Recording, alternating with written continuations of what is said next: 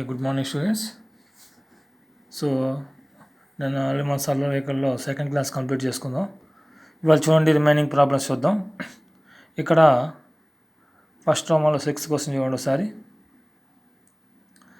A,0 H,K, 0,Bలు సరేకియములగు నియమాన్ని రాబట్టండి అన్నాడు. నేను లాస్ట్ క్లాస్లో చెప్పుకున్నాం, అందుకని దానికి సంబంధించిన ప్రాబ్లం ఫస్ట్ చదువుతున్నాను. నేను లాస్ట్ క్లాస్లో మనం సరేకియాలు చెప్పాం.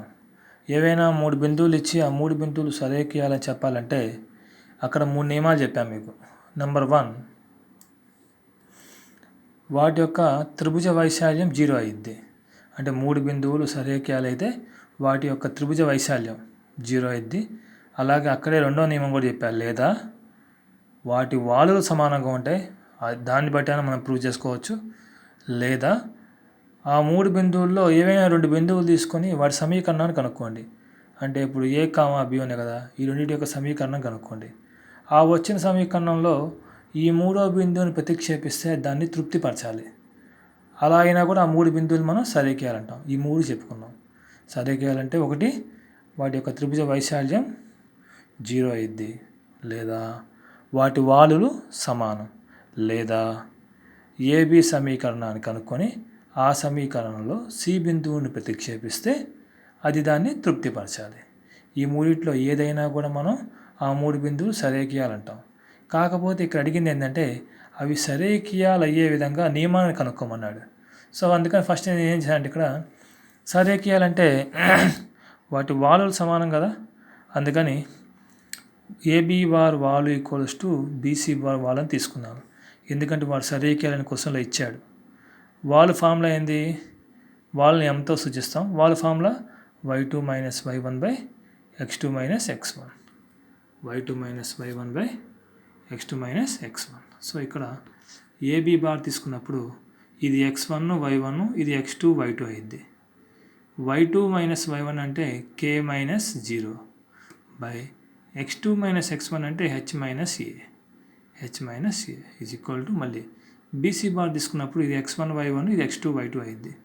y2 - y1 అంటే b - k x2 - x1 అంటే 0 - h. తర్వాత దట్ ఎంప్లాయిస్ k - 0 అంటే k రాస్తాం, h - a అంటే h - a వచ్చేసింది, b - k అంతే ఉంచుతాం, 0 - h అంటే -h. ఆటో గుణకారం చేసుకుంటే -hk equals to b - k into h - a. -hk అంతే ఉంచండి, b - k into h - a కదా, అప్పుడు b ఇంటూ h అంటే bh. తర్వాత b ఇంటూ a అంటే ba అంటే ab minus ab, minus k into h అంటే -hk, minus into minus plus k into a అంటే ak. తర్వాత బోత్ సైడ్స్ ఇక్కడ రెండు వైపులా -hk -hk క్యాన్సిల్ అయిపోతాయి. సో ఇక్కడ ఏం చేస్తామంటే క్యాన్సిల్ అయినప్పుడు ఈ -ab దీన్ని అటు తీసుకెళ్తే ప్లస్ ab అయింది. అప్పుడు ఏమొస్తుంది? bh plus ak equals to ab.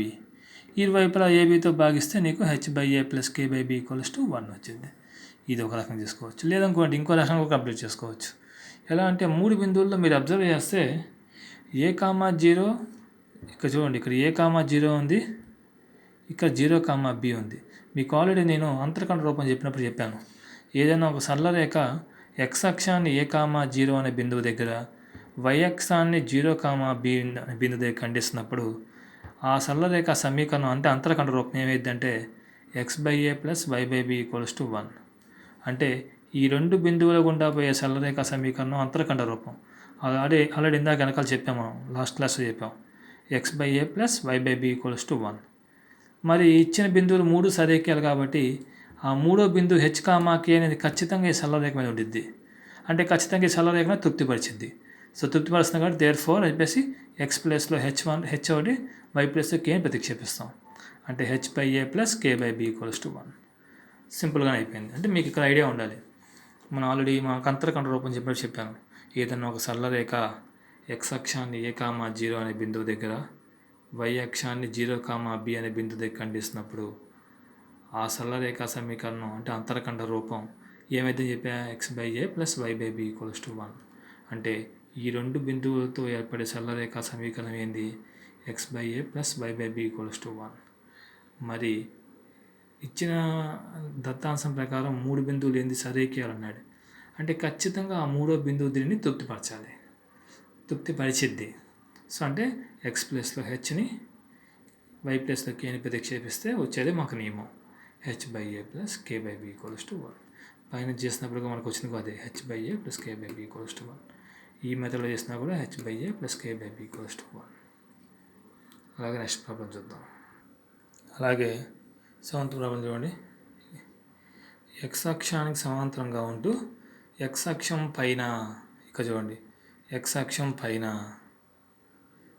3 యూనిట్ల దూరంలో ఉండే, అలాగే ఎక్స్ అక్షం దిగువన 4 యూనిట్ల దూరంలో ఉండే సమీకరణం కనుక్కోమన్నాడు. మీ అందరికీ తెలుసు ఎక్స్ అక్షానికి సమాంతరంగా ఉండే సరళరేఖ సమీకరణం అంటే ఏమైద్ది, y ఈక్వల్స్ టు k అయింది.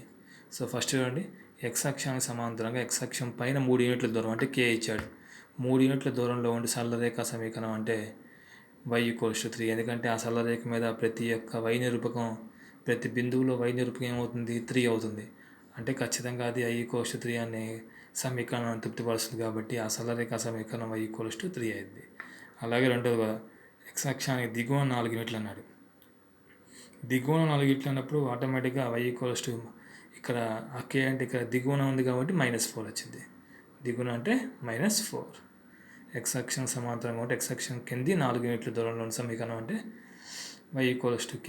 k అంటే ఇక్కడ 4, దిగువన ఉంది కాబట్టి -4, దిగువన ఉంది కాబట్టి -4.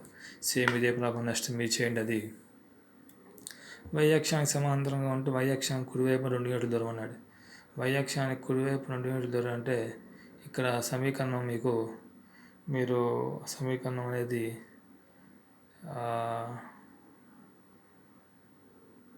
y equals to x equals to యూనిట్లో, అలాగే y అక్షానికి ఎడమ వైపున 5 యూనిట్ల దూరంలోని సరళరేఖ సమీకరణాలు కనుక్కోండి అన్నాడు.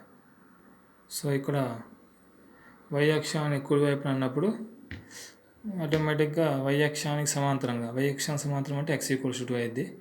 అదే y అక్షానికి ఎడమ వైపు అంటే x equals to -5, x equals to -5. Already ఈ ఫార్ములాస్లో మనం ఫస్ట్ క్లాస్లో మనం ఎక్స్ప్లెయిన్ చేసుకున్నాం. ఫస్ట్ క్లాస్లో చెప్పాము, చూడండి ఒకసారి. ఎక్స్ అక్షానికి సమాంతరంగా y అక్షానికి కుడివైపున, y అక్షానికి ఎడమవైపున అనేది ఫార్ములా చెప్పుకున్నాం. ఎక్స్ అక్షానికి సమాంతరంగా ఉన్నప్పుడు y ఈక్వల్స్ టు k వచ్చింది. అదే y అక్షానికి సమాంతరంగా ఉన్నప్పుడు x ఈక్వల్స్ టు k వచ్చింది. y అక్షానికి కుడివైపు 2 యూనిట్ల దూరం అంటే ఆటోమేటిక్గా y అక్షానికి సమాంతరంగా పడిచ్చాడు. y అక్షానికి సమాంతరంగా ఉన్నప్పుడు ఫార్ములా ఏమైంది అంటే x ఈక్వల్స్ టు k అయింది. అంటే x ఈక్వల్స్ టు 2. ఇది ఎడమ వైపున కాబట్టి x equals to -5, x equals to -5. మీరు ట్రై చేయండి అది.